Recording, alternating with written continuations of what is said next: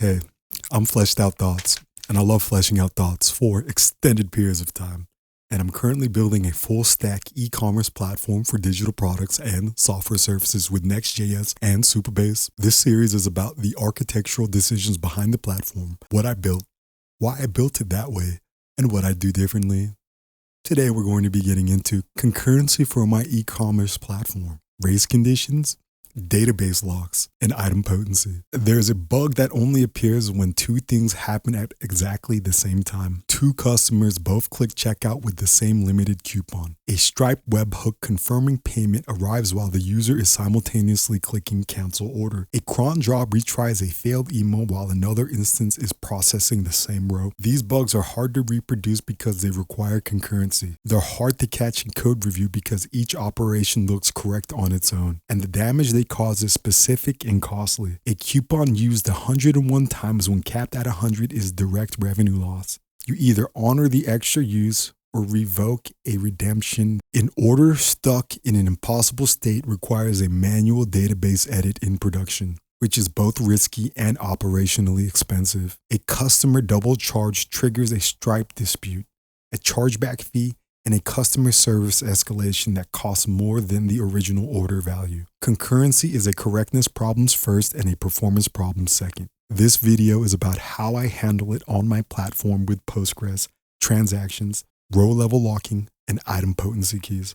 Every race condition traces to the same root cause: shared mutable state accessed concurrently without coordination. The diagnostic question is, which of these three properties, shared, mutable, or concurrent, can I eliminate?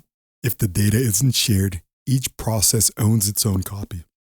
There's no race. This is why Vercel's serverless model eliminates entire categories of in-process concurrency. Each request gets its own isolated context with no shared memory. If the data isn't mutable, append only after creation, concurrent readers are safe. Audit logs and ordered events are immutable. They can be read concurrently with no coordination. If access isn't concurrent, serialized through a lock or queue, only one writer acts at a time. This is the property I target for shared mutable state that can't be made private or immutable. On my platform, the coupon countered is shared, mutable, and accessed concurrently. I serialize concurrent across the select for update. The email outbox rows are shared and mutable, but I eliminate concurrency by using a single worker cron job. The Stripe event IDs are shared and written once. I use a unique constraint to make the duplicate writes impossible. Each resource gets the elimination strategy that fits its constraints. Postgres transactions, two different mechanisms. I want to be precise about what isolation levels gives me versus what select for updates gives me, because they're complementary mechanisms,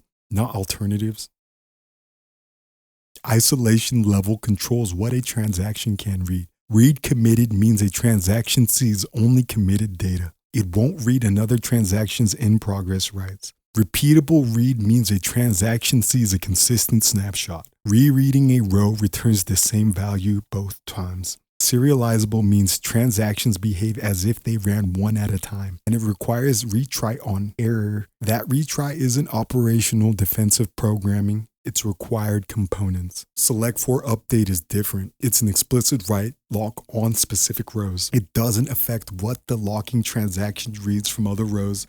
It prevents other transactions from acquiring their own lock on the locked rows until the current transaction commits. Isolation levels protect against reads seeing uncommitted data. Select for update protects against concurrent writes to a specific row. They solve different problems, and I need both. Read committed protects against dirty reads. Select for update protects against concurrent writes to the same coupon or order row. Pessimistic locking, coupon redemption. A coupon has max uses, say 100, and usage count. Two customers simultaneously click checkout with the same code. Both read usage count 99.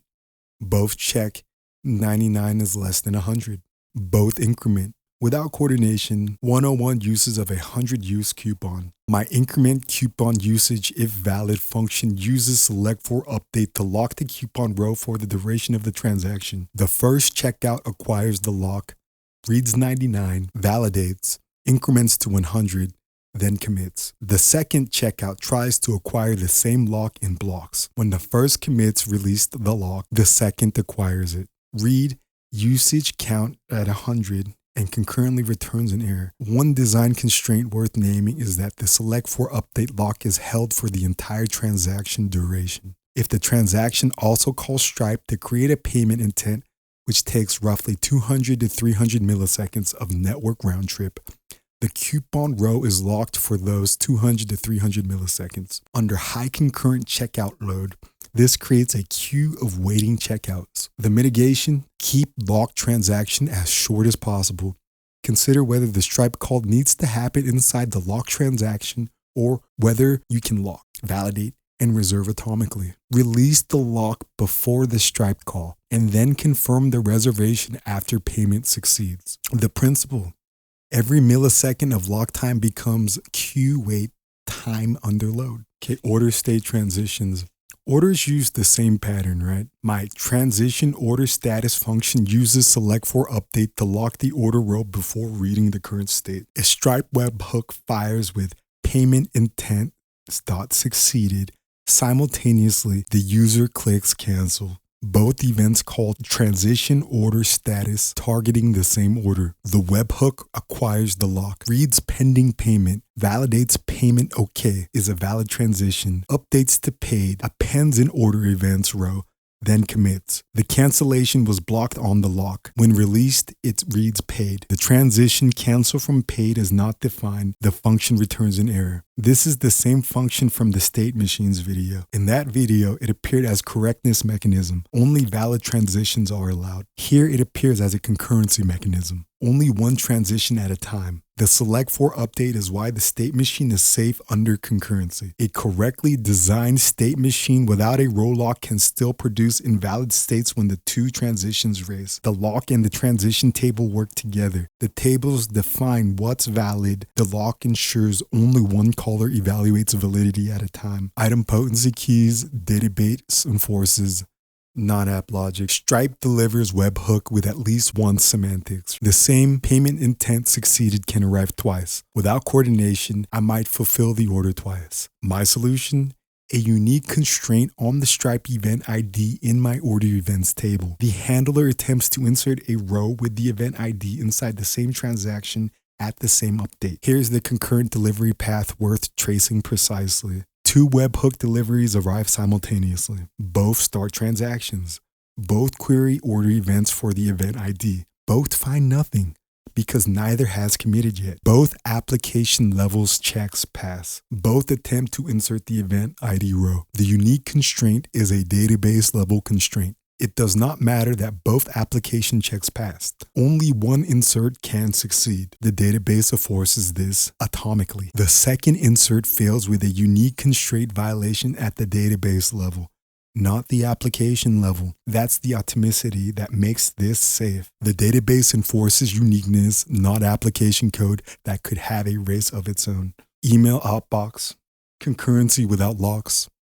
Not every concurrent problem needs an explicit lock. My email outbox uses a simpler pattern. Eliminate concurrency by design. Each row has a status: pending, processing, sent, failed. A single cron job pulls for pending rows with available at less than is equal to now. Dispatches the email, updates status to sent. Single order pulling means no concurrent processing and therefore no race conditions. If I add multiple concurrent workers, I'd use select for update skip locked. Why skip locked specifically? Regular select for update without skip lock causes all workers to try to lock the same row or rows, then block on each other. Then all rush for the same row when the first lock releases. A thundering herd where all workers compete for the same row instead of distributing work. Skip lock tells each worker to skip rows that are already locked and find an unlocked row instead. Workers distribute across available rows with no contention, no blocking,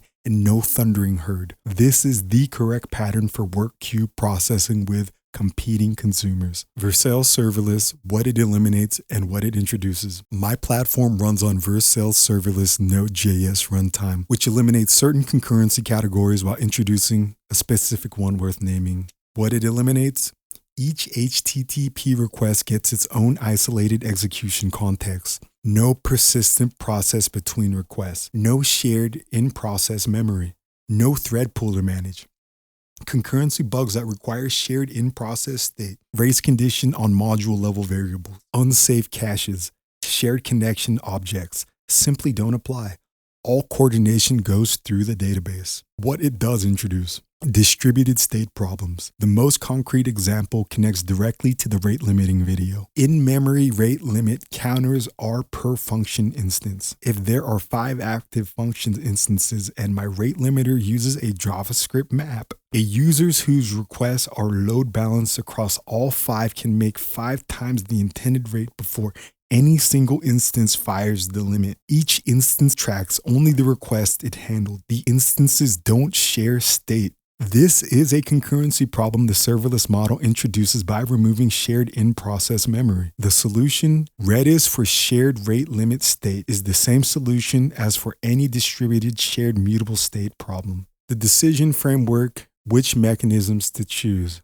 There are 3 coordination patterns here. Each fit a specific problem shape. Select for update. When you need to check, then write on a specific row and cannot tolerate any concurrent modification during the check write window. We'd use it for coupon usage counters, order state transitions, inventory reservations. Lock duration matters. It keeps locked transactions as short as possible. Every millisecond of lock time becomes queue wait time under load. Unique constraints on an idempotency key. When you need to deduplicate by a natural key that can be expressed as a database constraint, use for stripe succeeds. This is not achievable with application code alone. Status field with controlled producer. When concurrency can be eliminated by design, a single worker cron job means no concurrent processing, so no lock is needed. Used for email outbox, background job queues, scheduled tasks.